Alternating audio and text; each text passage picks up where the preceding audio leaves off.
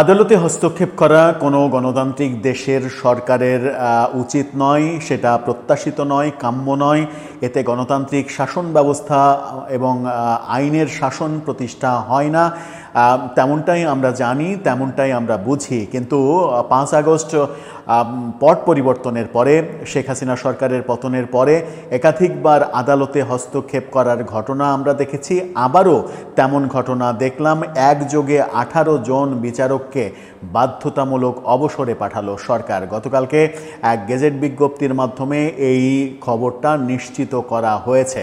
অভিযোগ খুবই কমন অভিযোগ, বিচারকরা আওয়ামী লীগের বিচারক, এমন অভিযোগ। যদিও এই অভিযোগ তো আর লিখিতভাবে জানাতে পারবে না, অন্য অভিযোগ, সাজানো অভিযোগ সামনে নিয়ে এসে তাদেরকে সাইড করে দেওয়া হবে, এটাই স্বাভাবিক। কোন অভিযোগ দায়ের করা হলো তাদের বিরুদ্ধে? যদি অভিযোগ থেকেই থাকে, তাদের চাকরি থেকে অব্যাহতি দেওয়ার আগে তাদের বিচারের মুখোমুখি করা উচিত ছিল নাকি? এই সিদ্ধান্তের ফলে সরকার কি প্রশ্নের মুখে পড়বে না? আদালতে হস্তক্ষেপ কেন করবে সরকার? প্রশ্নগুলো সামনে এসেই যায়। সেই আলোচনাই করবে এই ভিডিওতে। থাকবেন পলিটিক্স টিভির নিয়মিত আয়োজনে।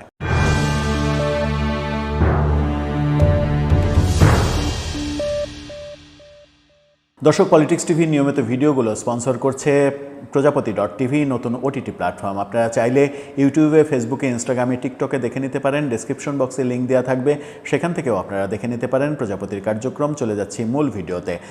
বলছিলাম 18 জন বিচারককে বাধ্যতামূলক অবসর দেওয়া হয়েছে। সংবাদ মাধ্যমের শিরোনামটা আপনারা দেখে নিতে পারেন। সেখানেই বলা হয়েছে যে 18 বিচারককে অবসরে পাঠালো সরকার। বৃহস্পতিবার প্রেসিডেন্টের আদেশ ক্রমে তাদের অবসরে পাঠিয়ে প্রজ্ঞাপন জারি করেছে আইন এবং সংসদ বিষয়ক মন্ত্রণালয়। অর্থাৎ প্রেসিডেন্ট এই আদেশে স্বাক্ষর করেছেন। স্বাক্ষর করতে তিনি বাধ্য, কারণ প্রধান উপদেষ্টা কিংবা প্রধানমন্ত্রীর দপ্তর থেকে কোনো কাগজ গেলে আইনানুগভাবে তিনি স্বাক্ষর করতে বাধ্য।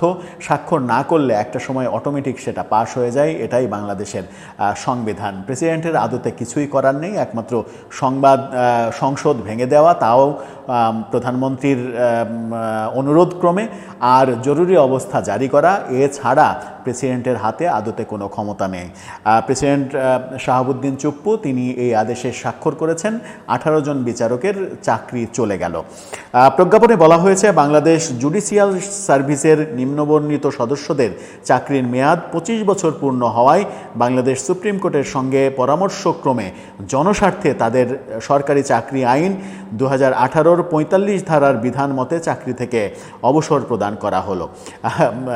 মানে আদালতের সঙ্গে আলোচনা করে সরকার এটা করেছে, সেই প্রসঙ্গে তারা বলেছে। মূল প্রসঙ্গ হচ্ছে, যেহেতু তাদের বয়স 25 বছর হয়ে গেছে, 25 বছর হয়ে গেলে সরকারি চাকরি থেকে তাকে বাধ্যতামূলক অবসর দেওয়া হয়।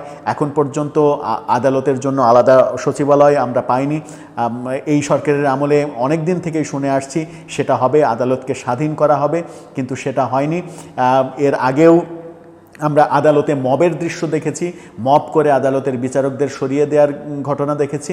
মনে হচ্ছিল যে অবস্থা একটু শান্ত হয়েছে, অবস্থা স্থিতিশীল হয়েছে, কিন্তু সরকার আবারও এই 18 জন বিচারককে একযোগে অবসরে পাঠালেন এবং শোনা যাচ্ছে এটা বিভিন্ন পক্ষের দাবির প্রেক্ষাপটে এটা করা হয়েছে এবং সুপ্রিম কোর্ট বার থেকেও এই দাবি করা হয়েছিল। সেই দাবিগুলো এনসিপির পক্ষ থেকে দাবি করা হয়েছে, বিভিন্ন সরকারের কাছের বিভিন্ন স্টেক হোল্ডারদের কাছ থেকে দাবি এসেছে, যার ফলে সরকার এমন সিদ্ধান্ত নিয়েছে। যারা অবসরে যাদেরকে পাঠানো হয়েছে তাদের নামগুলো না বলি, তাদের সামাজিক একটা অবস্থান রয়েছে, সেই নামগুলো মানে প্রকাশ করাটা ঠিক হবে না। 18 জনের চাকরি চলে গিয়েছে, এটাই বাস্তবতা। প্রজ্ঞাপনে বলা হয়েছে, উপরে বর্ণিত বাংলাদেশ জুডিশিয়াল সার্ভিসের সদস্যরা বিধি অনুযায়ী অবসরজনিত সুবিধাদি পাবেন, অর্থাৎ অবসরকালীন ভাতা, অবসরকালীন সুবিধা এগুলো পাবেন। অবসরে পাঠানো বিচারকদের বিরুদ্ধে শেখ হাসিনা সরকারের পক্ষে কাজ করা, সাথে অনিয়ম ও দুর্নীতির অভিযোগ রয়েছে। এখন বিষয় হচ্ছে, শেখ হাসিনার পক্ষে কাজ করা, কিংবা পক্ষে কাজ তো করা না, শেখ হাসিনা সরকারের অনুগত, কিংবা এই বিচারকরা আওয়ামীপন্থী, এরকম অজুহাতেই তাদের চাকরি গেল। সেই অজুহাতে আদৌ কারো চাকরি যেতে পারে কিনা সেটা একটা বড় প্রসঙ্গ। অবশ্য এখন অনেক কিছুই হয়, অনেক কিছুই হচ্ছে।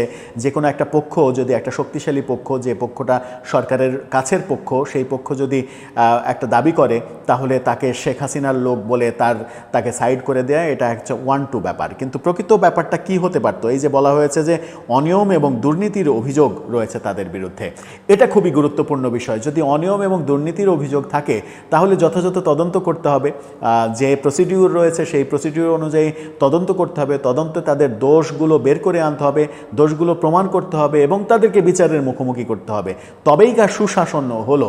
কিন্তু সেটা না করে শেখ হাসিনার পক্ষে কাজ করেছে, অনিয়ম দুর্নীতি করেছে, এরকম ভাষা কথা, ভাষা ব্যাপার সামনে নিয়ে এসে যদি একজন মানুষের চাকরি খেয়ে ফেলা হয়, তাহলে তার ভবিষ্যৎটাও তো ব্যাপার। তার উপরে ন্যায় বিচার করা হলো কিনা, নাকি তার উপরে মানে বৈষম্য করা হলো না, সেই প্রশ্নগুলো তো সামনে আসবে। আমরা যখন বৈষম্য বিরোধী আন্দোলন করেছি যে সমাজে কোনো বৈষম্য থাকবে না, তখন এই ব্যাপারগুলোতেও বৈষম্য হচ্ছে কিনা, নাকি একচেটিয়া হচ্ছে, একপাক্ষিক হচ্ছে, আদালতকে কোনো একটা রাজনৈতিক দলের কিংবা কোনো একটা দুইটা রাজনৈতিক দলের একটা জায়গা করে ফেলা হচ্ছে কিনা।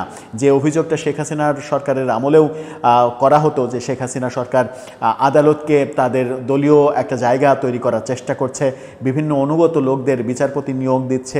নিয়োগে আমরা দেখেছি যে দলের লোকজনকে আদালতে বিচারক হিসেবে নিয়োগ দেওয়া হয়েছে। সেই কর্মকাণ্ডের আমরা সমালোচনা করেছি, কিন্তু এখনও যদি সেই কর্মকাণ্ড হয়, এখনও যদি ব্যাপারগুলো এরকম হয়, নানাভাবে আদালতের সিদ্ধান্ত নিয়ে তো কথা বলা যায় না, কিন্তু যদি কখনো এরকম হয় যে আদালত থেকে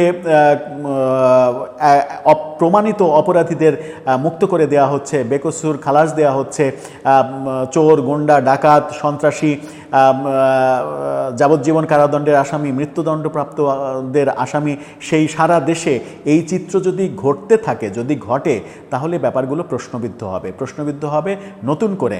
যে যাদেরকে আমরা তাড়িয়েছি অভিযোগ করে তাদের বিরুদ্ধে, যে আদালতকে দলীয় কার্যালয় হিসেবে বানিয়েছিল, সেই একই কাজ যদি এখন হয়, তাহলে মানুষ বলবে যে লাউ সেই কদু। হয়তো আগ বাড়িয়ে একথাও বলবে, আগেই তো ভালো ছিলাম। এই যে আগেই তো ভালো ছিলাম সুর সমাজে যদি উঠে যায় একবার, তাহলে সেটা এই সরকারের জন্য বৈষম্যবিরোধী আন্দোলন এবং বৈষম্যবিরোধী আন্দোলনের মাধ্যমে যে অভ্যুত্থান, সেই পুরো কর্মকাণ্ডটাই বিতর্কিত হয়ে যাবে। দর্শক, আপনার মতামত জানিয়ে লিখতে পারেন আমাদের কমেন্ট বক্সে।